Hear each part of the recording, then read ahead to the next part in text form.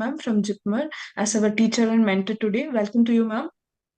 Thank you so Thank you, much, ma'am. Bhiksha. Yes, ma'am. And here we have Dr. Tejaswini, PG resident at APV Medical College, and she's the resident of OBG. She's here to do a clinical presentation today, case presentation. And with your permission, ma'am, we can begin. Please start. Thank you, ma'am.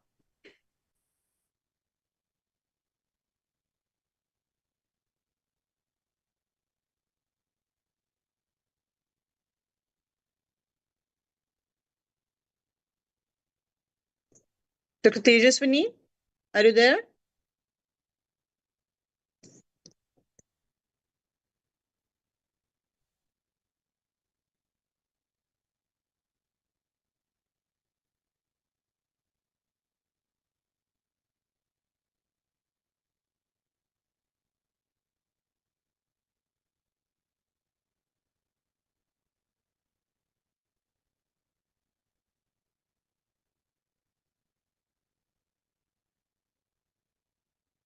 Ma'am, am I audible, ma'am? Yeah. Please go ahead. Start the case presentation. Yes, ma'am. My patient name is Mrs. Maria Teresa. Hello. Yeah, you're audible, ma. Please continue.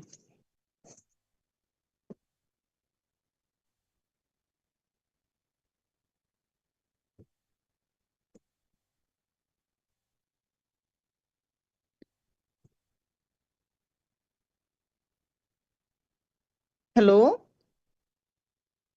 Tejaswini, Subhiksha.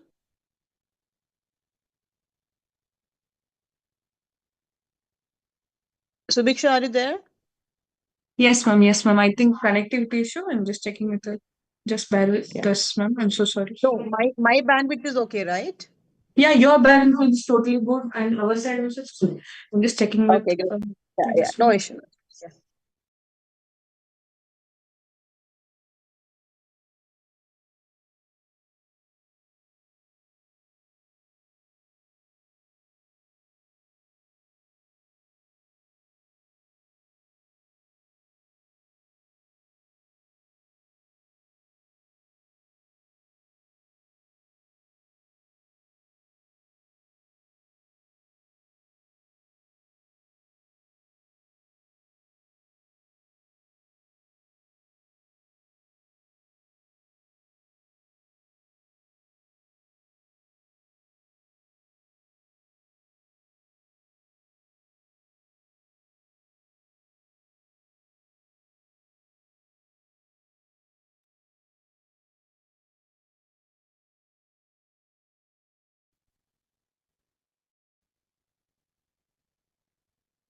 Hello, ma'am.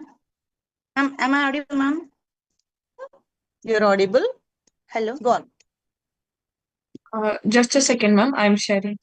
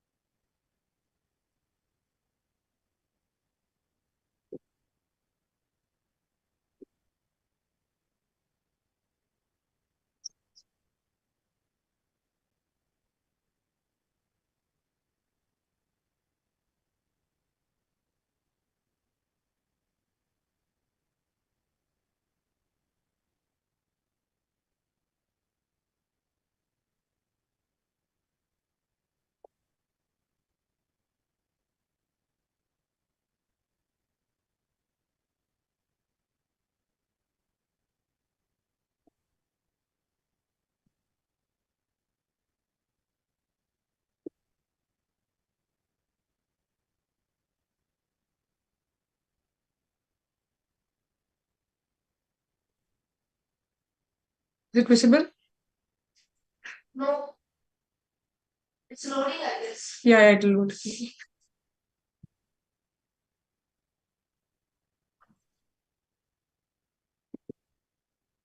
Tejaswini, is it visible? Yes, ma'am, is visible, ma'am. Yeah, you can start. Next slide.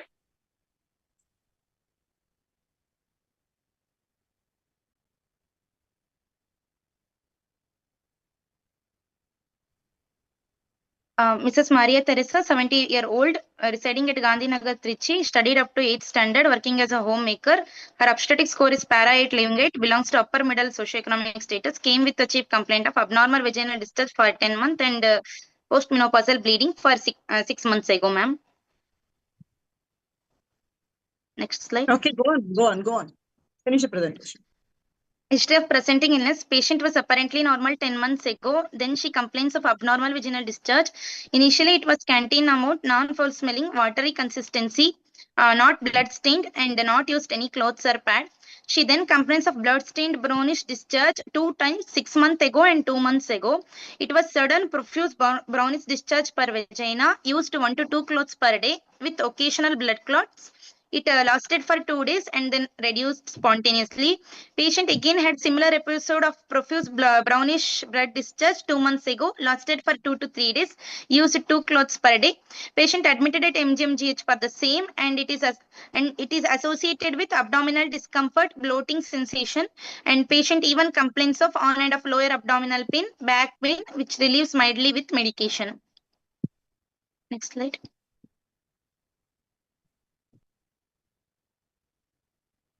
Go on.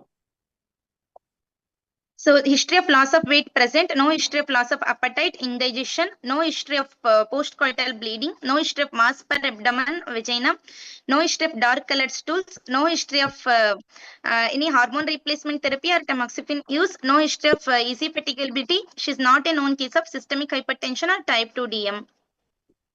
Next slide.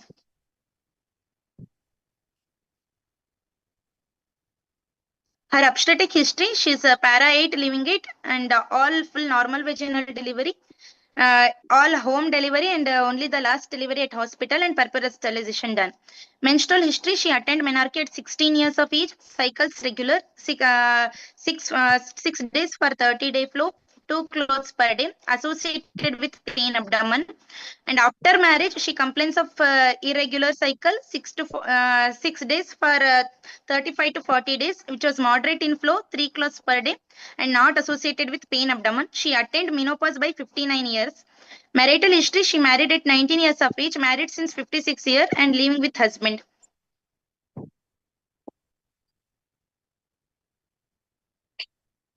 Obstetric history is told. The para-8 living it, all Para-8 natural. live and all home and hospital, only one hospital delivery. Go on, next.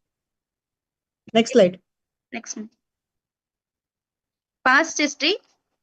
She is not a known case of tuberculosis, bronchial asthma, thyroid or seizure disorder. No history of any previous surgeries other than purpose sterilization. No history of blood transfusion. Family history. History of cardiac bypass surgery done to husband at 10 years ago. No history of any ovarian, breast, GI or ovarian cancer among the family. Personal history. She takes mixed diet, not a smoker, no addictive habits, sleep and appetite normal, bowel and bladder habits normal. Slide change. Okay, ma'am, next slide. Next slide. The examination. Stop it. Stop it. And summer history, please. Then as 24 years like.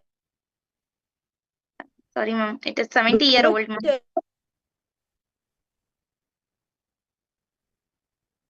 Hello, ma'am. She is 70 years old, right? Yes, ma'am. Okay. Yes, ma'am. 70 years old, ma'am. Summarize history, please. Summarize the history. Ma'am, 70-year-old. She is multigravida, para 8, living 8. Previous all normal vaginal home delivery. Is she pregnant now? Is she pregnant now? No, ma'am. Multi-para, ma'am. She's para 8, living 8, ma'am. Multi-paras, yeah. 70-year, para 8, living 8. Previous all normal delivery. Came with complaints of abnormal vaginal discharge for 10 months, ma'am. And history of postmenopausal and postmenopausal bleeding, 2 episodes 6 months ago and 2 months ago, ma'am. Is it exactly postmenopausal bleeding or discharge per vaginum? Brownish discharge per vaginum? Ma'am, it was actually brownish discharge per vagina associated with spotting. It didn't look like. Okay. Hello, ma'am. Small clots.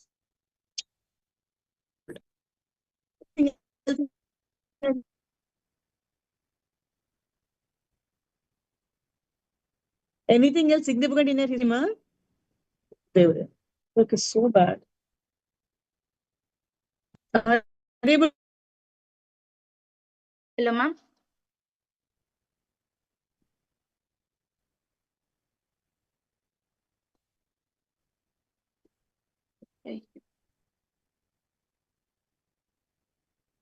Can you hear me? Yes, ma'am. I can hear you, ma'am. Subiksha, you can hear me? Any history there? Yes, ma'am. Oh my God. Didn't wait.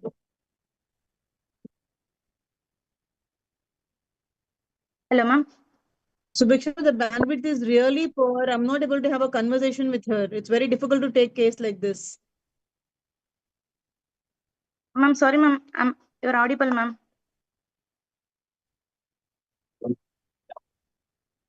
Audible. You can. Tejaswini, any other significant history is there?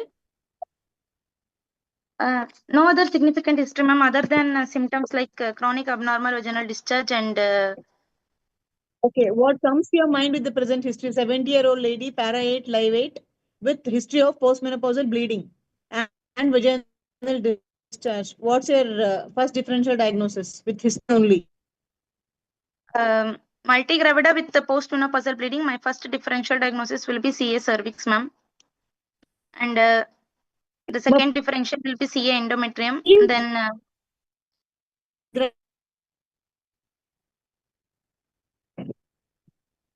hello, ma'am. So first differential is what? CA cervix, ma'am.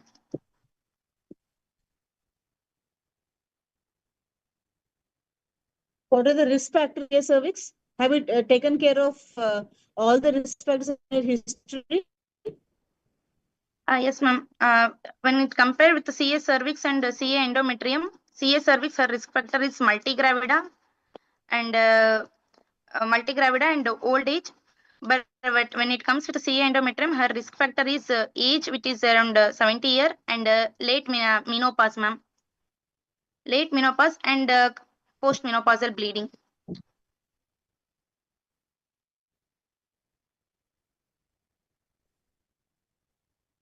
She's not diabetic or hypertensive, right? She is not a diabetic and not a hypertensive case, ma'am.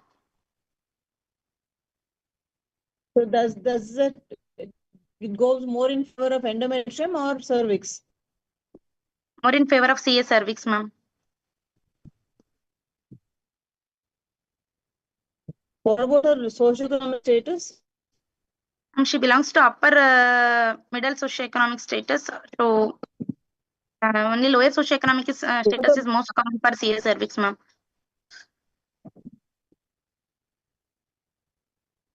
Why?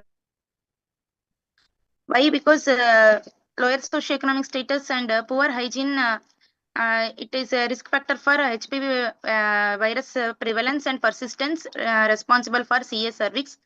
Upper middle socioeconomic status, they are more prone for obesity and they are more prone for diabetic and systemic hypertension, hence chronic estrogen exposure, prone for endometrial CMM. Okay, good. So what are the other risk factors for cervical cancer?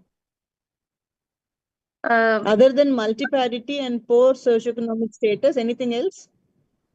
Yes, ma'am. Early age at menarche, early age at intercourse, sexual intercourse, and early age at first childbirth, multiparity, and multiple sexual partners.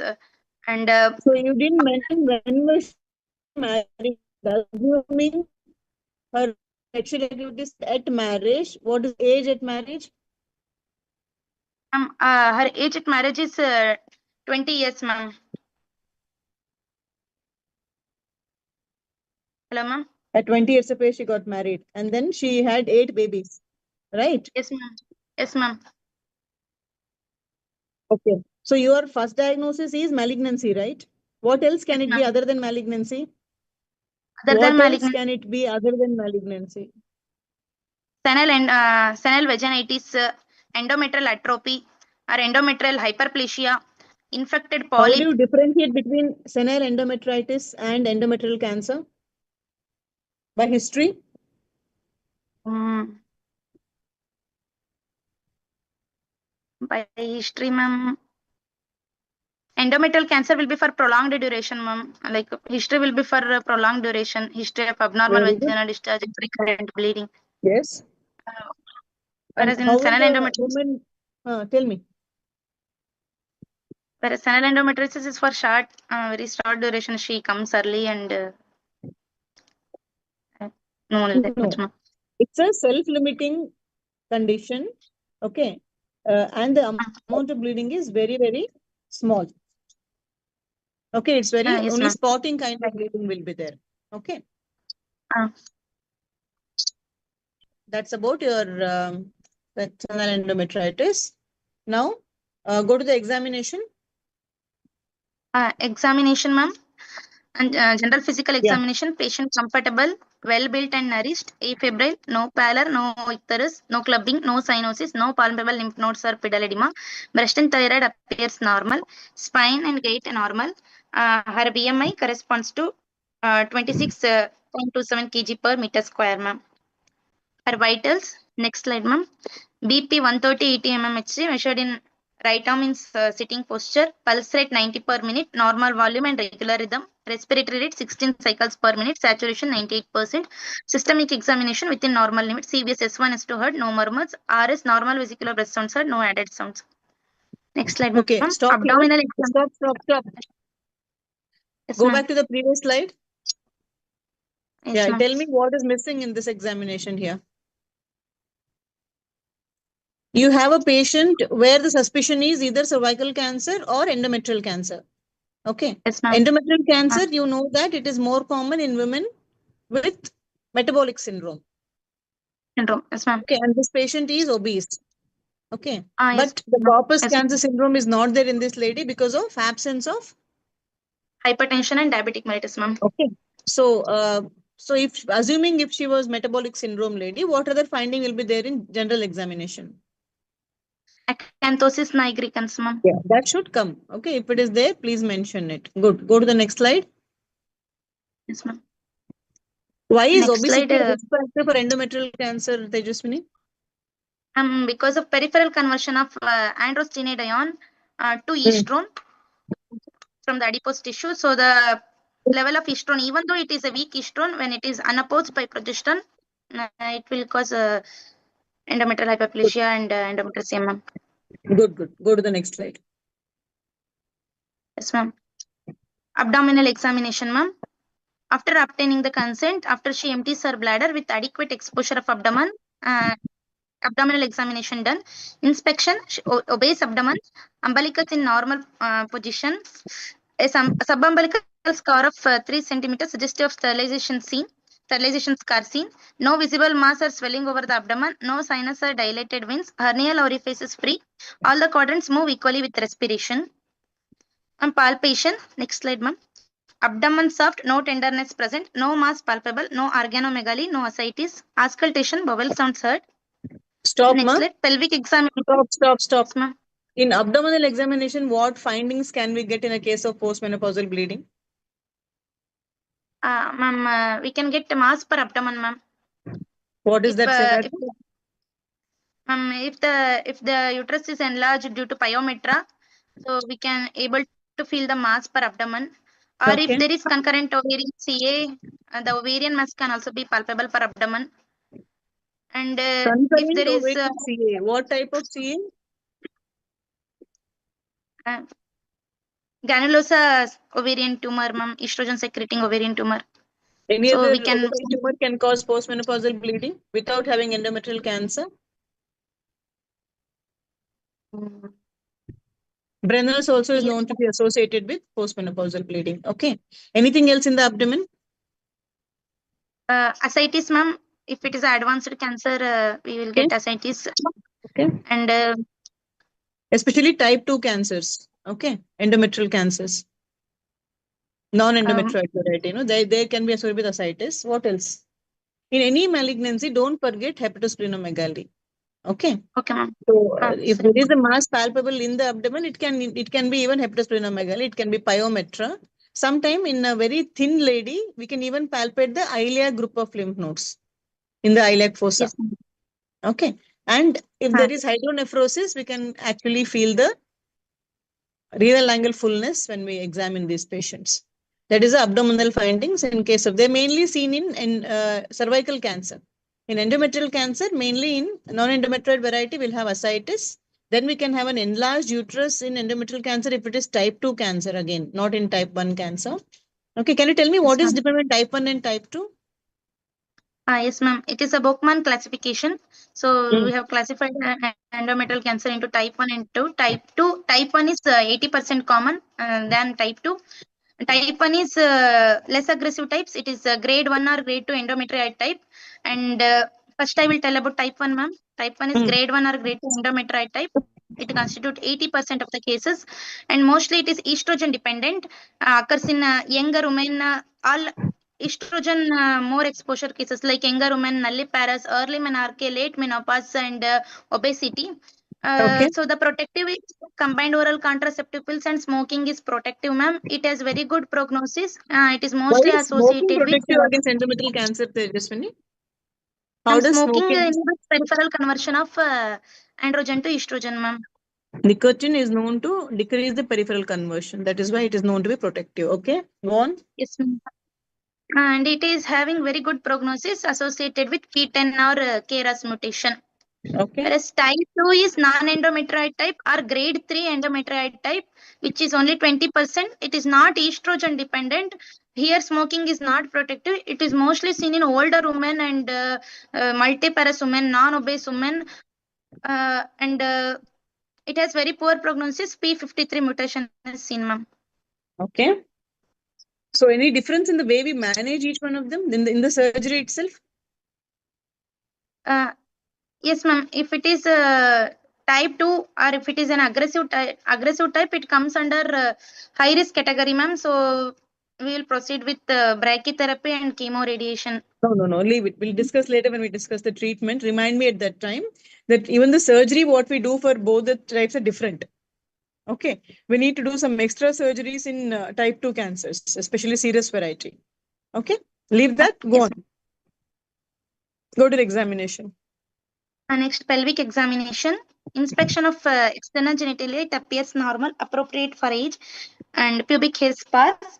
Speculum examination. Vaginal mucosa dry. Cervix appears normal. No growth or polyps seen. Pap smear taken. Came as negative for intraepithelial lesion by malignancy. And next slide, ma'am. Bimanual pelvic examination. Cervix pointing downwards. Uterus anteverted. Normal size. Chest bulky, ma'am. Furnace is free. Mobile. No tenderness. No abnormal discharge. Rectal and rectovaginal examination. Rectal mucosa felt normal. No fullness. Nodularity noted. Parametrium free. Next slide, ma'am. So Next slide. next summary, ma'am. Go on. Summary: 74-year-old para-8 living at postmenopausal, attained late menopause, came with complaints of brown color abnormal vaginal discharge for 10 months, postmenopausal bleeding 2 times, with the examination finding showing BMI of 26 kg per meter square, with normal systemic and gynecological examination for further evaluation and treatment. So Okay, my let's diagnosis. It's okay. Stop there. Let's assume this patient, when you put in a speculum, you found a growth on cervix. What did you do next? Growth on cervix, I will proceed with OP basis punch biopsy, and I will send for cervical biopsy, ma'am. Where will you take the biopsy from? From the edges of the lesion, ma'am. Be specific. Punch biopsy from the edge of the growth. Okay. This biopsy later on was reported as adenocarcinoma. Okay. So how do you know whether it is endometrial cancer coming down to cervix or it is endocervical adenocarcinoma? You get my question? Yes, ma'am. I got my Cervical involvement can happen in endometrial cancer or not? Yes, ma'am. What stage will can it happen be if cervix is involved? If cervix is involved, it is stage 1, stage 2A, ma'am. Okay. So, Yeah, so let's assume there is cervix appears to be like abnormal. You've taken a biopsy. It is reported as adenocarcinoma. Okay. So how do you know whether it is endometrial cancer coming down to cervix or it is endocervical adenocarcinoma? Immunohistochemistry, ma'am. Yes. What's the role of immunohistochemistry in this scenario? P53 is positive in CS cervix, whereas Y19 will be No, positive in. P16, not P53. P16 is positive in cervical cancer because it's a marker of HPV infection. Okay. Yes, And ma'am. CEA will be positive in cervical cancer. And in endometrial cancer, we'll have Vimentin and ER being positive, endometrial receptors. Okay. That's how we Yes, ma'am. differentiate between these two. Okay. Now tell me, why should we differentiate? Is the treatment different for both of them? Yes, ma'am. The treatment differs for both of them, ma'am. If it is an endometrial cancer, we will prefer more with minimally invasive surgeries and neoadjuvant treatment, ma'am. Whereas if it is if cervical What do you involvement, mean by neoadjuvant treatment? if it What is is your cervical understanding cancer, of neoadjuvant treatment? neoadjuvant means before doing any surgery, we will give Then what were you chemotherapy. saying, ma'am? You told endometrial cancer we will do minimally invasive and neoadjuvant therapy, you told. I don't understand. I thought you were confusing with adjuvant and neoadjuvant. Okay. So in this scenario, parametrum is free, everything is free, only cervix is involved. So what surgery will you do in endometrial cancer? What surgery will you do in endocervical cancer? Ma'am, here cervix is involved.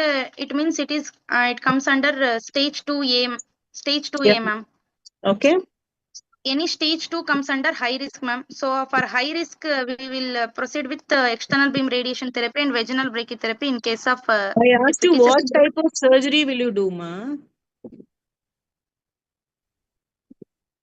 ma'am, if it is endometrial CMM, we will proceed with external beam radiation therapy and extrafacial hysterectomy proceeded with external beam radiation therapy, ma'am. Extrafacial hysterectomy, that's all. With lymphadenectomy, ma'am. Initially, there was a thought that if the cervix is involved, you should do a radical hysterectomy, even if it is endometrial cancer. But recently, it has been shown that you don't need to do a radical, only if it is like grossly involved cervix. To achieve negative margins, we may have to do a type 2 radical hysterectomy. Okay.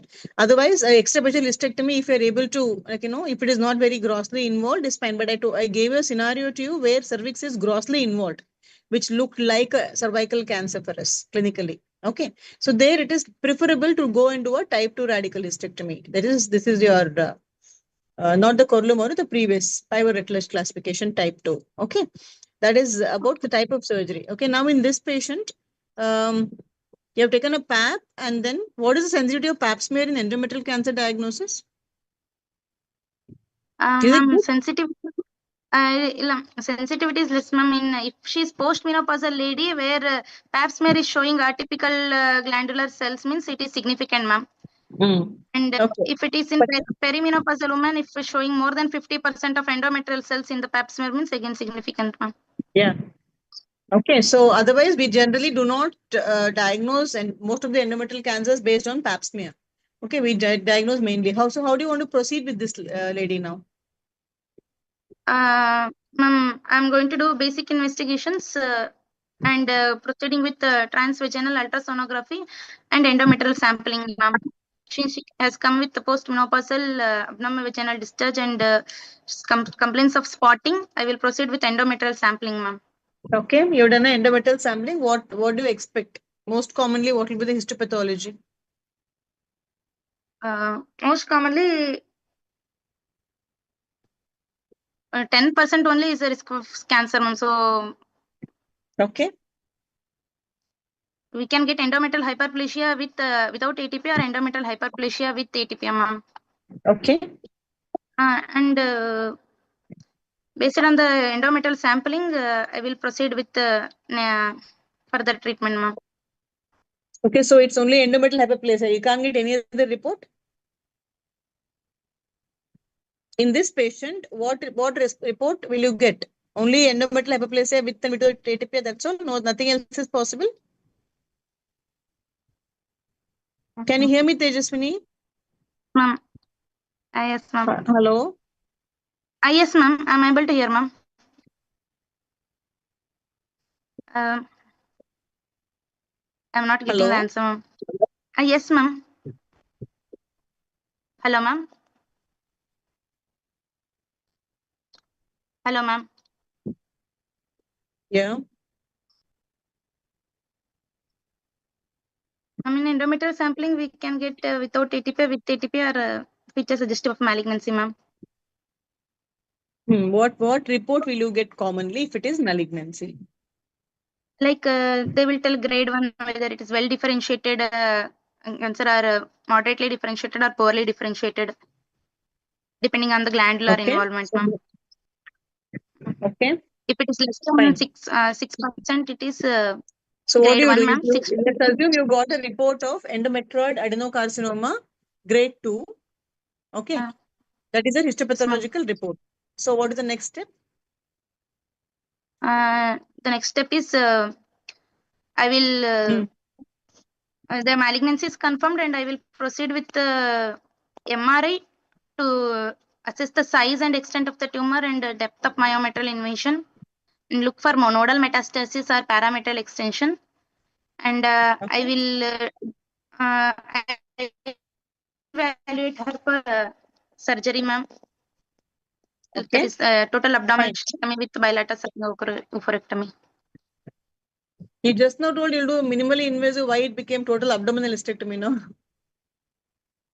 Yes, ma'am. Is it Minimally safe to invasive is do? better. Why minimal invasive is preferred in these women?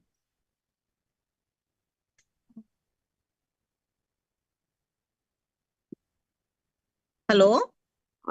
Yes, ma'am. Minimally invasive surgeries are better when compared to open surgeries. The trials have shown the surveillance rate is better with both the surgeries. Hence, minimal invasive surgery is preferred, More ma'am. important, the post-op morbidity is much lesser, especially the surgical wound morbidity is much better here. Otherwise, imagine these women are generally obese.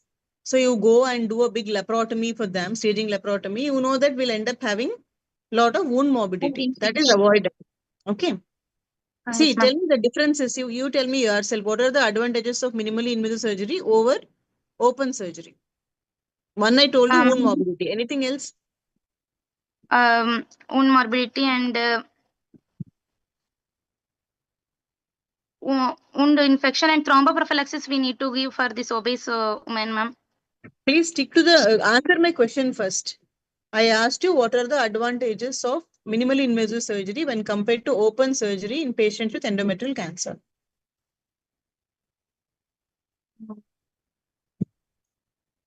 You get my question, no, Tejaswini? Purinjicha? Yes, Okay. ma'am.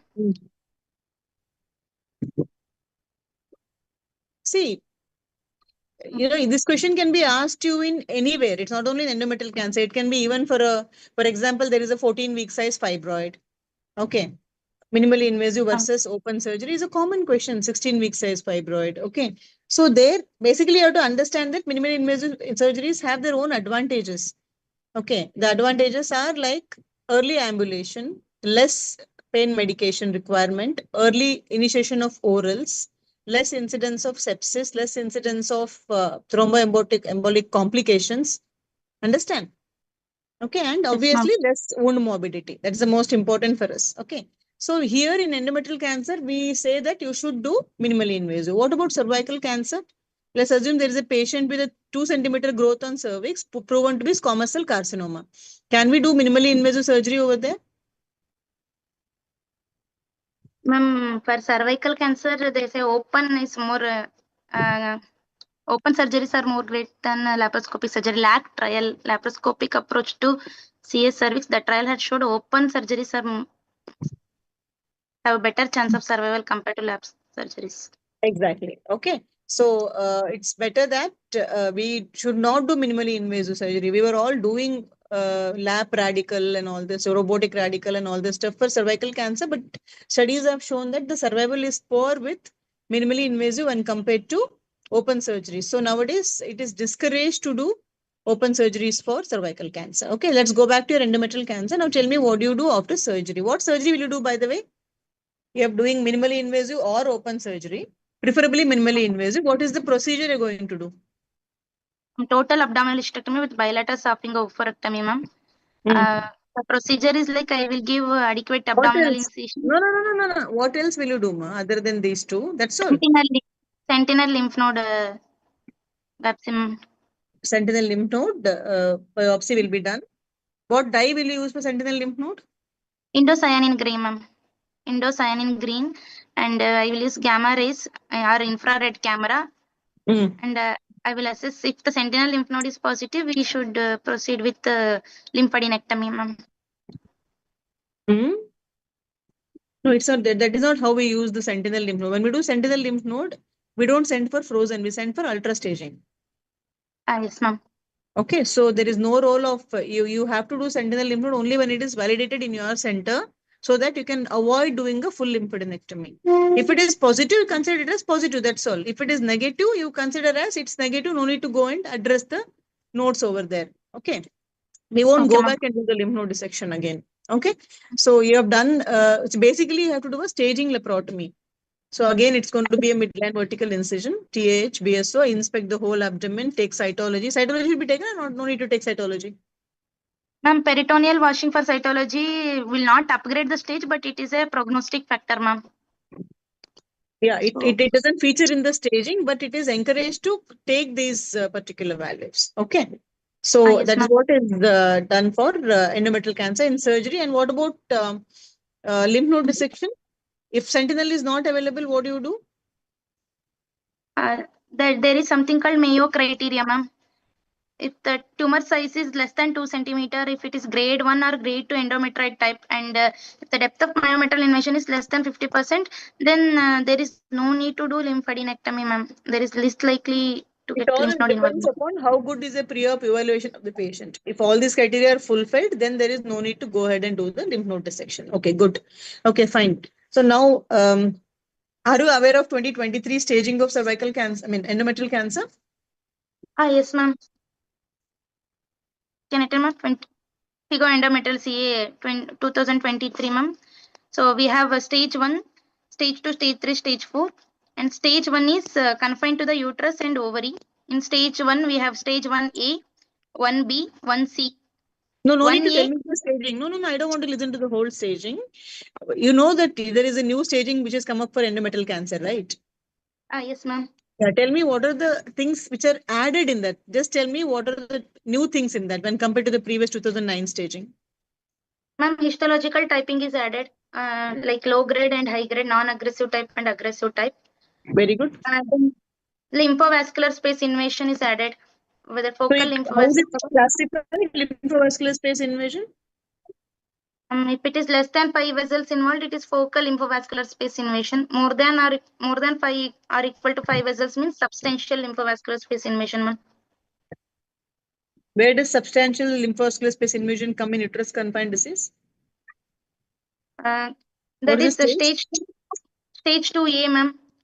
Substantial lymphovascular. 2A is cervical stroma, you told already, right? 2B, ma'am. 2B, ma'am. 2B is this thing. Okay. What else is added? And, where do the aggressive tumors come in staging? Ma'am, aggressive type which is confined to endometrium is stage 1C, ma'am. If it is aggressive type confined to myometrium, it is stage 2C also, ma'am. Then all other aggressive types comes under stage 3 and 4, ma'am. Okay. Fine. Then metastasis of lymph nodes, micrometastasis and macrometastasis. And micrometastasis. Otherwise, the staging is same. Anything else is added? Molecular profiling is added, ma'am. No, leave the molecular profile. We'll discuss about it later. First, tell me about the staging. And staging the pelvic peritoneum, abdominal peritoneum separately they have added, ma'am, in the staging. Exactly. That is also new, right? What else is new in this stage? It has actually answered all our previous, dilemmas. Because parietic lymph nodes up to the renal vessels, not up to the renal vessels. That is same only. Leave it. Anything else? What about ovary? How did they address the ovary? Ovary, if it is non-aggressive type and unilateral, it comes under stage 1A3, ma'am. If it is not meeting this above criteria, it comes under stage 3A1, ma'am. Okay. So, you know, these are the few differences which have occurred in FIGO stage 2023. It's rather useful in managing patients for us. Okay. What criteria do we use for adjuvant therapy? For adjuvant therapy, we will risk category we will do, ma'am, for the patients. Risk stratification. Okay. Yes, ma'am. Low risk, intermediate risk, high intermediate risk, high risk, advanced and metastatic disease, ma'am. Okay. So you're aware of that. That's good. Now tell me, when will you give chemotherapy for this? What is the main mode of adjuvant therapy in endometrial cancer? Radiotherapy, ma'am. That is also vaginal brachytherapy to prevent local vault recurrence, ma'am. Okay. That's what is given in the earliest where the risk is intermediate, low intermediate risk. We'll give brachytherapy. Then we'll add EBRT if we think it is becoming high intermediate risk. Okay. When will you give chemotherapy? Ma'am, chemotherapy from stage 3 onwards, we will give chemotherapy, ma'am. Stage 3 and stage 4, we will give chemotherapy, cisplatin or paclitaxel, ma'am. Cisplatin? Drugs used are like cisplatin, What carboplatin, is or POTEC 3 paclitaxel. trial? Are you aware of POTEC 3 trial? Yes, ma'am, I have heard of POTEC trials, ma'am. You have heard of POTEC trials. POTEC trials are the ones which actually advised us how to give the adjuvant therapy for endometrial cancers. Even this brachytherapy alone and EBRT, everything came from POTEC data. POTEC 1, POTEC 2, POTEC 3. POTEC 3 trial basically told us that by adding chemotherapy, we're going to improve survival only from stage 3 onwards. So what they do in POTEC 3 protocol is, first they will give 4 cycles of chemotherapy and then they will give chemoradiation with cisplatin. Chemotherapy, what we use 4 cycles is carboplatin plus paclitaxel. Okay, not cisplatin. Cisplatin is used along with radiation, the way we use in cervical cancer, chemoradiation. In that way, they use cisplatin and along with radiation as radiosensitizer, a small dose of cisplatin every week, 40 milligram per day per week. Okay, that is what is the PROTECT 3 protocol. Okay, which is used in advanced cancers. Okay, now tell me about molecular classification. You're telling about molecular profiling, no? Yes, ma'am. The molecular classification, we have pole mutation and P53 mutation, mismatch repair gene, and no specific molecular profile, ma'am. Okay. Pole mutation is very good prognosis, and P53 mutation has very poor prognosis. Mismatch repair gene includes MLH1, MSH2, MSH6, and PMS2, ma'am. Okay. And no specific molecular profile. These two comes under intermediate risk, ma'am. Intermediate group prognosis, ma'am. Good. You are aware of these things. Now tell me, how do we use it for managing patients? If we have facilities to do all of them, okay, there is no resource constraint, nothing. Okay, how are you going to use them to give tailored therapy to your patients? The whole idea of all this is giving tailored therapy to the patients. That means don't overtreat, don't undertreat, treat only what they exactly need. Right? So tell me, Yes, ma'am. how will you use it now? Ma'am, if it is a pole mutation, we are going to downgrade the stage, ma'am, because pole is having very good prognosis. Hence, the treatment will change, ma'am.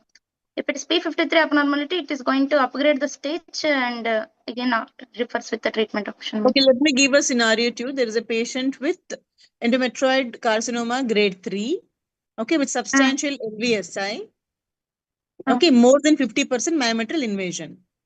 Okay, what will be the stage? Endometrial carcinoma grade 3, substantial, more than 50% myometrial. Substantial involvement is there, so it comes under stage 2B, ma'am. 2B it comes. Okay, if we have not done molecular classification, what will be her adjuvant therapy?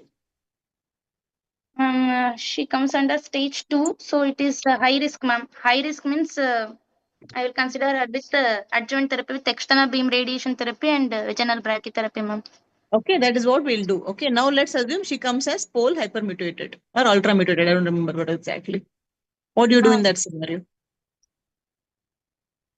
So, stage 2B, pole is come as hypermutated. Positive. So what will you do? Yeah.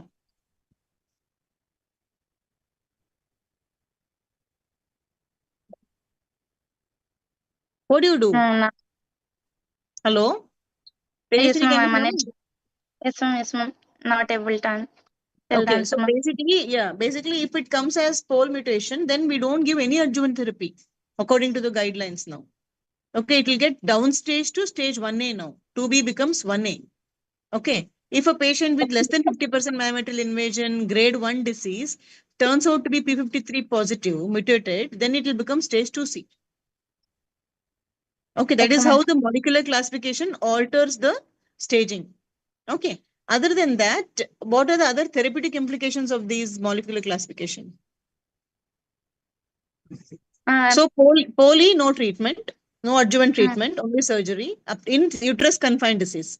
That means lymph nodes are negative, disease is not gone beyond the uterus, parametrium, vagina, nothing is involved. Then it is no adjuvant therapy for pole hypermutated lesions. Okay. But in stage 3 also studies are going on to see if we can give lesser adjuvant therapy, but we don't have data to recommend as of now. Okay, rainbow trial will tell us more about what should we do with pole mutation in stage 3. Okay, and the P53 mutation, it is aggressive, so we'll add chemotherapy to those patients.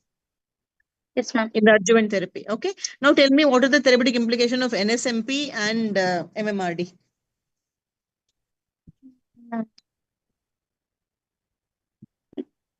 They comes under intermediate risk, ma'am. Yeah.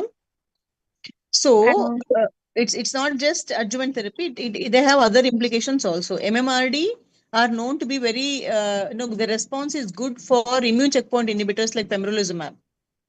Okay, yes, ma'am. so maintenance therapy of pembrolizumab can be started in these women. That is for MMRD tumors, MMR mismatch repair gene deficient tumors. Okay, NSMP is essentially our hormone positive tumors, what we routinely see in endometrium.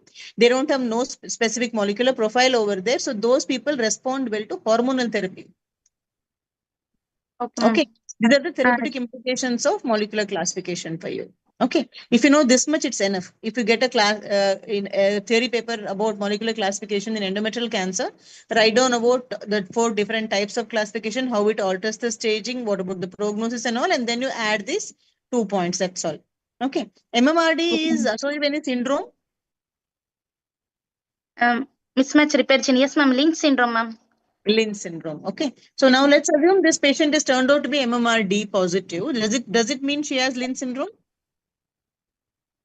No, ma'am. It is Lynch syndrome has only 50% chance of that. Familial cancer is only 50%, ma'am. If Okay, she's MMR leave positive, it. that It's okay. This just know that not all MMRD is equal to Lynch syndrome. That's all. Okay. Again, we'll have to do genetic testing to see whether they are Lynch syndrome, but we do a lot of other things before we subject them to genetic testing. Doesn't matter. What is the implication for the patient if she's found to be Lynch positive? if she's Lynch positive means we have to even screen for other cancers, ma'am. Which other cancer, madam? Colorectal cancer and ovarian We'll cancer. have to advise her annual colonoscopy. Okay, she'll be at a significantly higher risk of colon cancer, almost to 40 to 60% risk of colon cancer. So we have to advise her annual colonoscopy, and we'll have to ask her children to get screened for the same mutation. If she's found to be Lynch syndrome, it has implications for the patient herself, and it also has implications for the family, her children.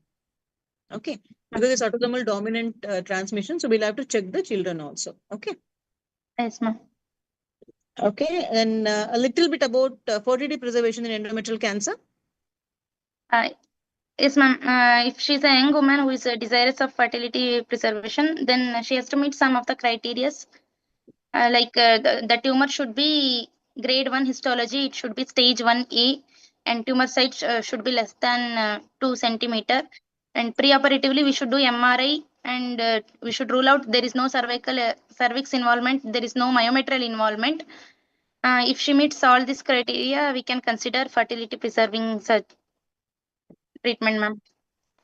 And we have, if she meets all the above criteria, we have to give high dose progestin therapy like medroxyprogesterone acetate 600 mg per day or megistral acetate 160 mg per day, ma'am.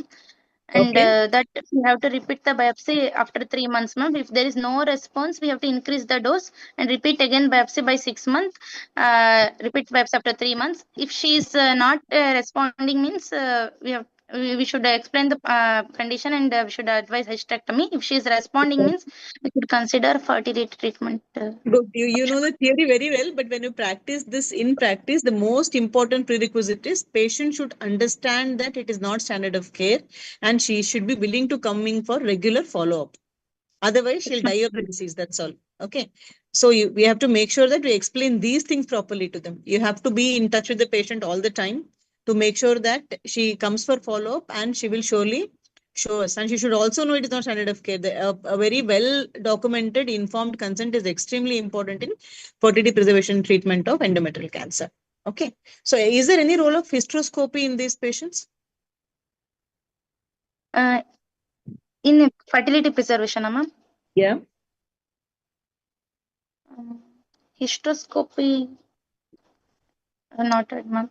Hysteroscopy is usually we will do if it is like hysteroscope, if the DNC is also. No. That we'll discuss. But I'm asking you in this regard, there therapeutically, people have done hysteroscopic resection of the lesion. If it's a focal lesion, they go in, resect the hysteroscope. Anything else can be used other than marine. I mean, I told the answer only. We can use a LNG IUS. Okay. Yes, ma'am. So that is also a possibility for these women. It will help them. Locally, progesterone will act and decrease the growth of endometrium, and systemically, you give megestrol acetate. Okay. So about hysteroscopy, would you do a hysteroscope for diagnosing endometrial cancer in any woman? For example, in your patient, would you do a hysteroscope? Ma'am, if the endometrial sampling is non-conclusive, we will proceed with the DNC, ma'am. If the DNC is also negative, we can consider hysteroscopy. Mainly useful if there is localized endometrium polyp-like lesions. Exactly. Hysteroscopy is Okay, it's more useful in focal lesions like polyps, where your endometrial biopsy, the pipil biopsy, may not be able to get the substantial tissue. Okay. I think we are done, Subiksha. Good presentation, Tejaswini. I wish your bandwidth was better than what it was. Otherwise, good. You have done very well. sorry. Thank you, ma'am. Sorry. Okay. Yeah, no issue. Subiksha, can we call it a day? Yes, ma'am. Thank you so much, ma'am. It was really wonderful session. It was really informative to all our members. And thank you so much for guiding us and teaching us all this. And we would like to see you in another session. And we would really request your support all throughout, Sure, ma'am. And sure. Please, anytime. This much time I can yes, ma'am. easily give. Okay. Sure, Thank you. Thank you sure. so much. Thank Bye-bye. you, ma'am. Bye, Yeah. ma'am. Thank you to the presenter as well. And thank you, one and all.